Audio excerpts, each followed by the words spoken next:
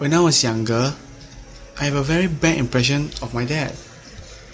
He is an arrogant, loudmouth, rude, and unreasonable. As long as I could remember, I hate him to the max. Why?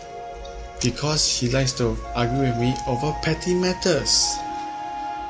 However, there is one day I began to see him in a new light because he did something unexpected, something heroic. So let me tell you about a story of what he did. I was primary 2. I was waiting for my mom to bring me back home, when instead of my mom, it was my dad who showed up. He told me that mom is sick, had to rest.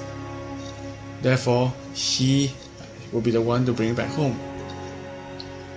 So the next thing we did was go to the nearby coffee shop and have lunch. Normally, at this point on, he will normally brag about stuff like, I'm the breadwinner of the family, all of you should respect me and stuff, blah blah blah. That I normally bothered to listen actually. But for once, he actually kept quiet. He didn't say much. We just have our lunch in peace. I'm surprised, and also I actually felt refreshing for once. After lunch, we went back home. But on our way home, we saw this rich old lady, as she has lots of jewelry all around her body. My dad told me that this lady was bound to get robbed sooner or later. And ironic enough, there was this young man who walked past us and walked straight to the lady's side and stole her necklace. Snatched, to be more precise. To my shock, a robbery just occurred right in front of me, and yet I didn't do anything about it. And secondly, I felt very surprised that my father's word actually came true. The old lady actually get robbed, but it was sooner than expected. Nonetheless, my father actually gave chase to the robber. To me, it was the first time that my father did something heroic.